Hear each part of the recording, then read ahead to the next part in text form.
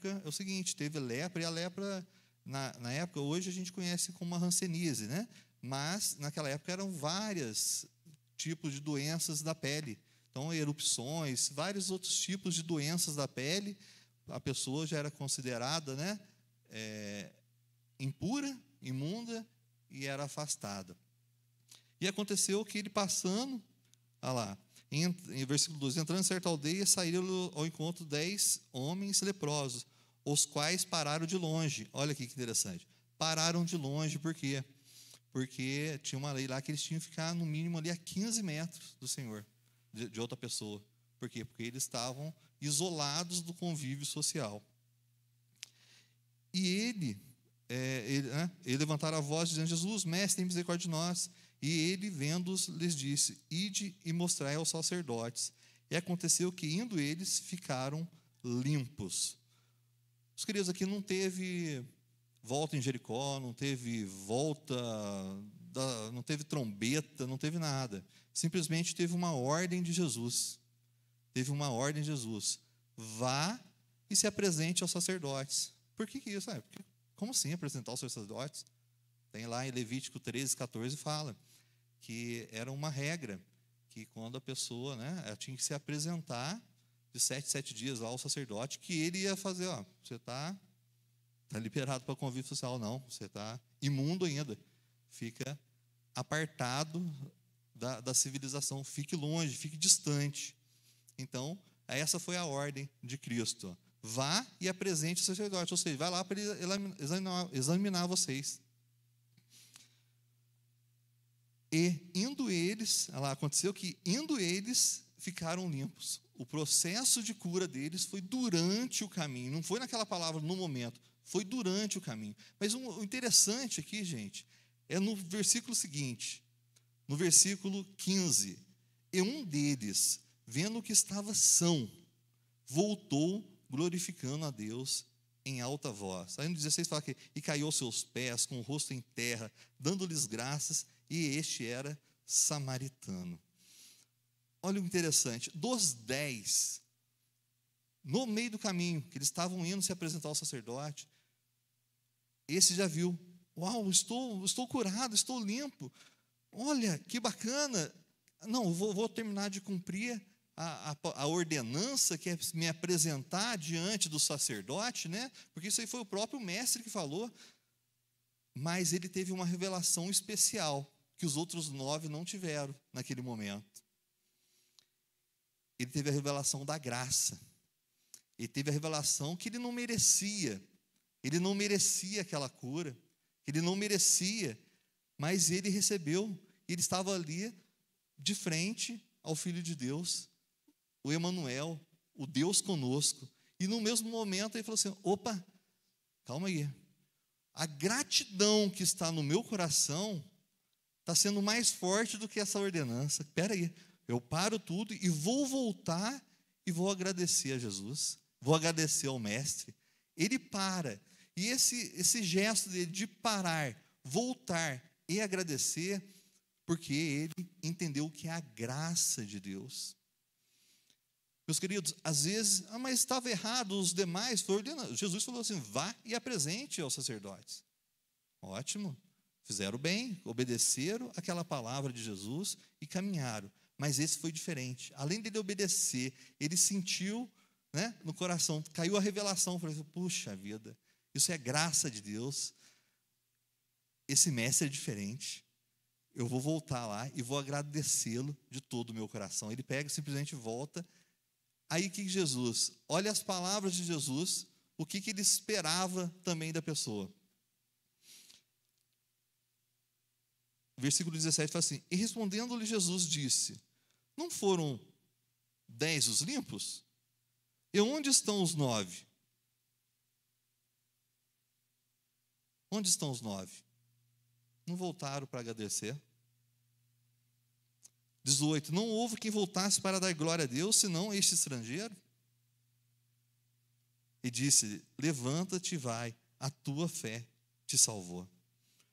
Os 10 receberam o milagre, os 10 tiveram uma experiência com o Senhor.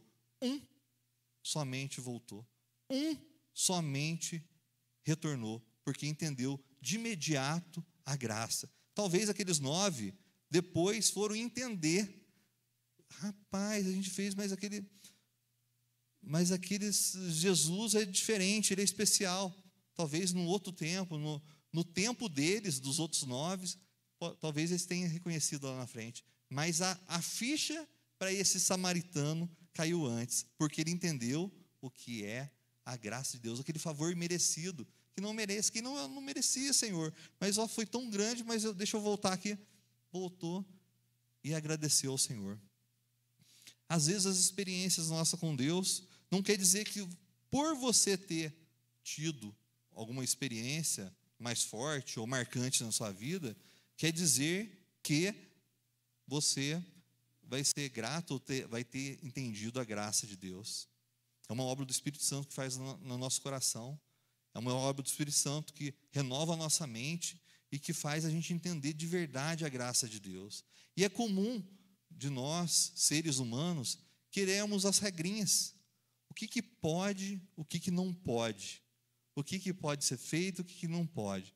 Para nós tentarmos nos auto-justificar. Então, se eu cumpro aquela regrinha, é para jejuar até meio-dia? Jejuei até meio-dia. É para orar 15 minutos de joelho? Vou orar 15 minutos de joelho. E do que valerá se a gente não entender a graça de Deus? Do que valerá todas as ordenanças se a gente não entender o amor que Deus derramou por nós e que nós o retribuímos amando? Porque quando a gente ama, gente, quando você se apaixonou lá por seu esposo, por sua esposa, você faz as coisas com prazer, não faz? Você vai lá e faz, e compra, e gasta tempo, tal, por quê? Porque você ama. Mesma coisa nós, quando nós nos aproximamos do Senhor, né, com a intenção que a gente o ama, que a gente entendeu o amor dele por nós, e a gente o ama simplesmente, todas as outras coisas vão fluindo naturalmente. As ordenanças, você vai cumprindo os mandamentos, porque você o ama. E você faz tudo para quê? Agradá-lo. Lembra lá o Salmo 37, versículo 4, 5, não precisa abrir. Deleita-te no Senhor, Ele satisfará os desejos do seu coração. Então se alegra nele, seja apaixonado por Ele, porque você vai estar, né? Você o amando, você vai estar seguindo os preceitos todinho, porque você não vai querer magoar de jeito nenhum. E você estando alinhado com Ele, as tuas intenções, os teus sonhos serão alinhados aos sonhos dele. E as coisas vão acontecer, porque você vai estar se deleitando no Senhor. Algumas experiências, por exemplo, que eu tive, que achava que eram experiências pequenas. Falei, puxa vida, será que essa minha experiência parece que é tão pequenina, perto de alguns testemunhos tão fortes de irmão, de irmã, que tiveram curas espetaculares. Certa vez, o meu tio, ele se adoentou uma época, e aí ele teve má circulação em uma das pernas. E com essa má circulação, aí chegou um tempo que tratando, chegou uma época lá que o médico simplesmente falou para ele assim, Pedro, chamou a família, né? Pedro, vamos ter que, não tem mais jeito. Não tem mais jeito, Pedro. Não está chegando a circulação, já tentamos de tudo, já tentamos medicamento, já tentamos isso. Nós vamos ter que marcar aqui, infelizmente, vamos ter que amputar a sua perna na altura do joelho. Imagina a gente em oração na igreja, com a família, e clamando ao Senhor, Senhor, restaura ali, restaura a perna do meu tio, volta a circulação, tal. Aí marcou a cirurgia. E aí chegou na Santa Casa para fazer a cirurgia, né? E aí chamou a minha tia, né? Falou assim, Rosa, é o seguinte, a gente vai comunicar a vocês, né? Mas porque o dele, né? Não tem mais jeito mesmo, já esperamos bastante tempo e nós vamos mesmo fazer a amputação na altura ali do joelho.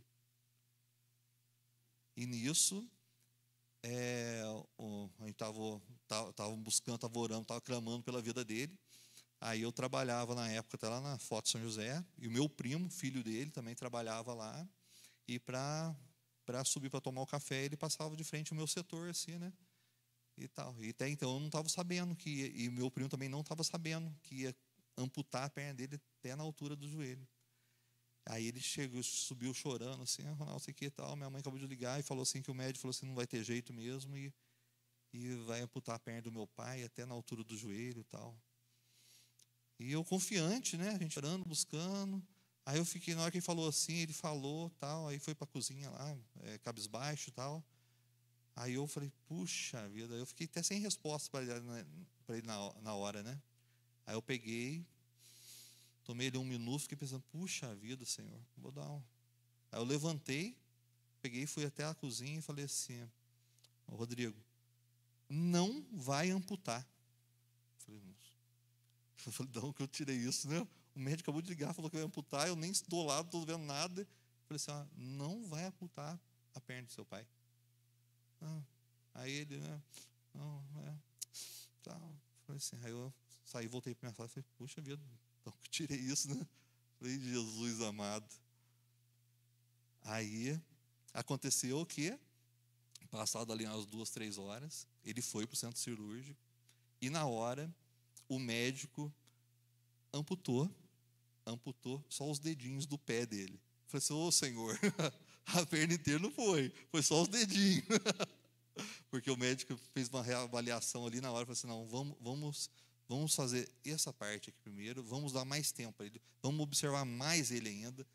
E aí ele chegou, aí ele falou, Ronaldo, não sei o que, tal, eu falei, é Deus mesmo, é Deus, né? E aquela autoridade, aquela atitude que eu tive de fé, né? De um médico falou uma coisa, eu pegar e falei, não vai cortar a perna dele, não. Para cortar a perna inteirinha ali, cortou só os dedinhos que estavam e ficou ali, sem os dedinhos. Eu falei, Jesus amado, olha que graça, né? Que aí confortou o coração da família, confortou do meu primo ali na hora. Outra situação também que eu passei foi em 1º de janeiro de 93, nem convertido eu era. Virou o ano, teve a virada do ano, eu fui com os meus tios, eu fui nadar, eles foram pescar. No Rio Sapucaí, lá no Capote, tinha lá um restaurante Beira Rio, você indo no Capote, você vira sentido São José do Alegre, logo na esquerda ali tinha um restaurante ali, o pessoal gostava de pescar ali, tinha um praião lá, e meus tios pescando do outro lado do rio lá, e a molecada foi nadar. E eu junto. Tinha uns 11 anos na época. Uns 11 anos de idade. E tinha um praião lá e gente nadando, né? E o rio lá, cheio, pá, beleza e tal. E os adultos mais afastados da gente. Foi uma turma boa. E estava na época lá, a gente nadando, estava eu, o meu primo, o André, e estava também ali o Rodrigo, esposo da Vanessa aqui da igreja. A gente tinha ido lá e tal. E a ideia, né? Vamos atravessar o rio. Mas eu não sei nadar. Não, a gente pega um galho aqui, a gente vai assim. Aí foi, né? Os dois aqui, segurando o galho, e eu para cá, eu não sabia nadar, eles iam atravessar o rio. Aí beleza, estava indo. Não, então vamos. Vocês vão na frente, né? Eu estou aqui. Aí beleza, foi lá. Aí já.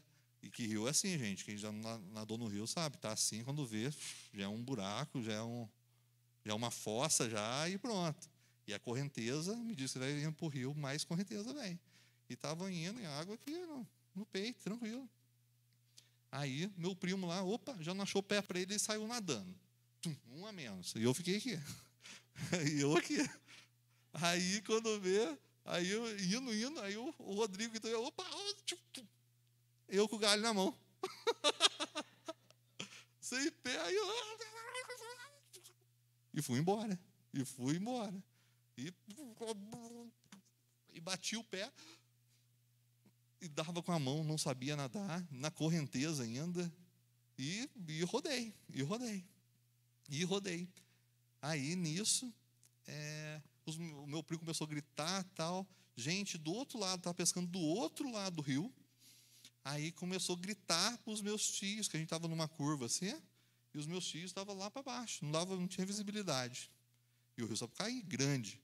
Aí os caras que estavam pescando do outro lado do rio começou a gritar para os meus tios: tem meninos seus afogando aqui, tem meninos seus afogando aqui.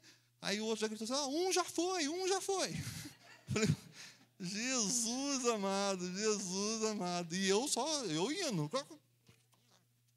Aí nisso, um dos que estava pescando lá pulou, nadou lá, foi lá, grudou em mim e me tirou da água.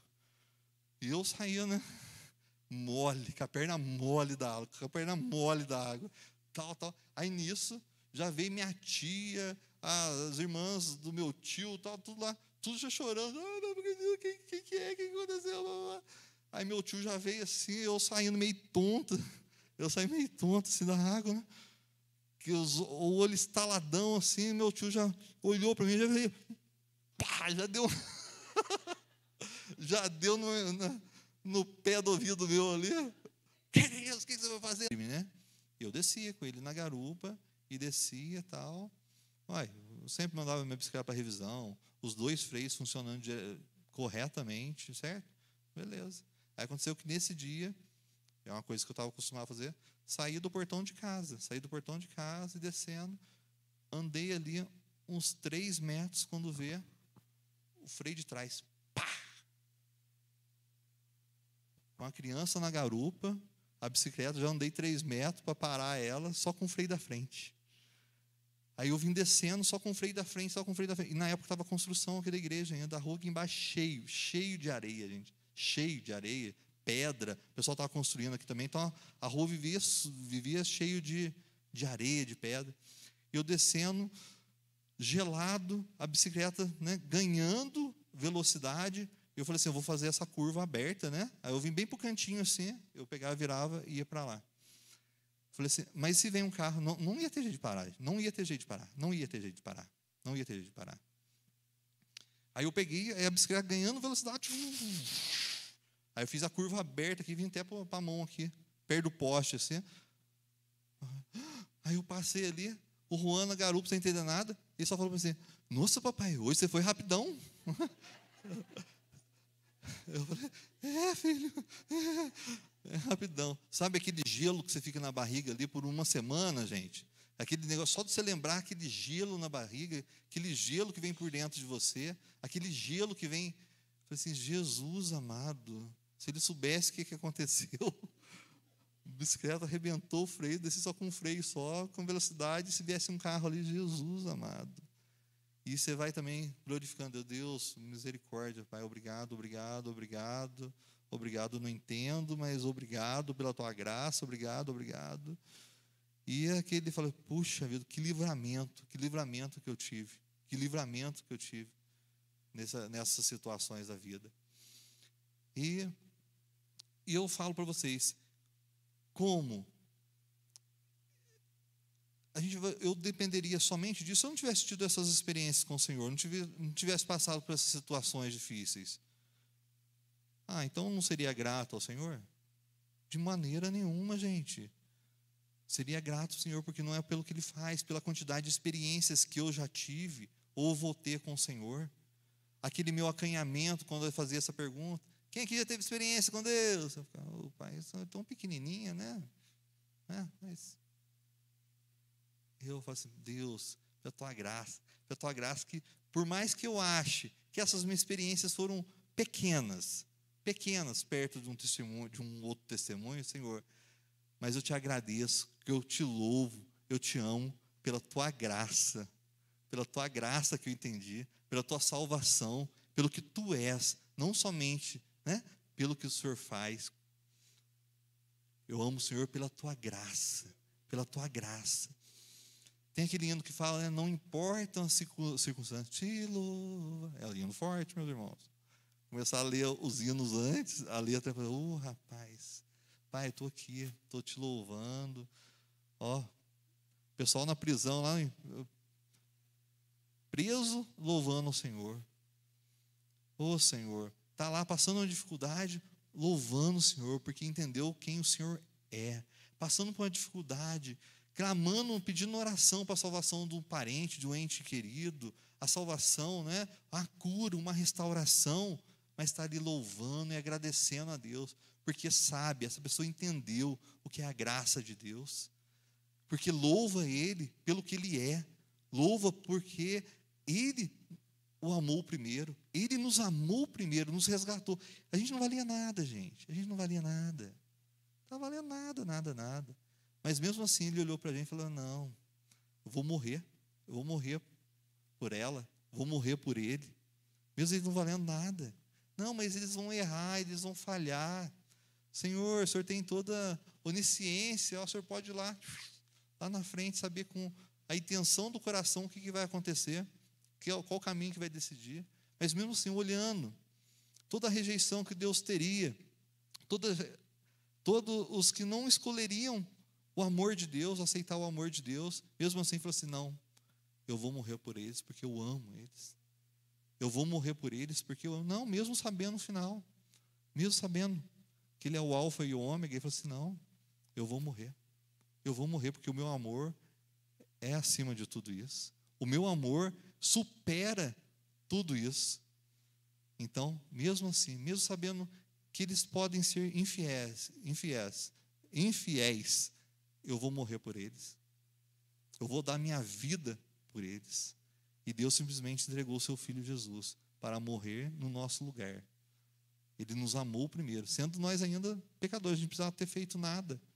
A gente não fez nada para merecer isso, mas Ele se entregou de graça para a gente, para nos entregar a graça. E o mais importante, meus queridos, para a gente entender a graça. A graça, primeiramente nesse amor, fala assim: puxa vida, primeira coisa para você entender a graça, você fala assim: rapaz, eu não sou merecedor desse amor, não. Eu acordo com boas intenções, mas depois, rapaz, é cada pensamento ruim, de desânimo, uma coisa ou outra. Até começo bem, mas depois dá uma atrapalhada no meio do dia. Vem os pensamentos, eu desanimo, eu quero fazer, eu quero ler a Bíblia, mas parece que o tempo mingua. Eu quero me dedicar mais à oração, mas parece que o tempo mingua. Você já fala: puxa vida. Por isso, meu querido, temos que entender a graça. Por quê? É para a gente não ficar limitado a regras. As regras, a sua disciplina espiritual, entendo, a tua disciplina espiritual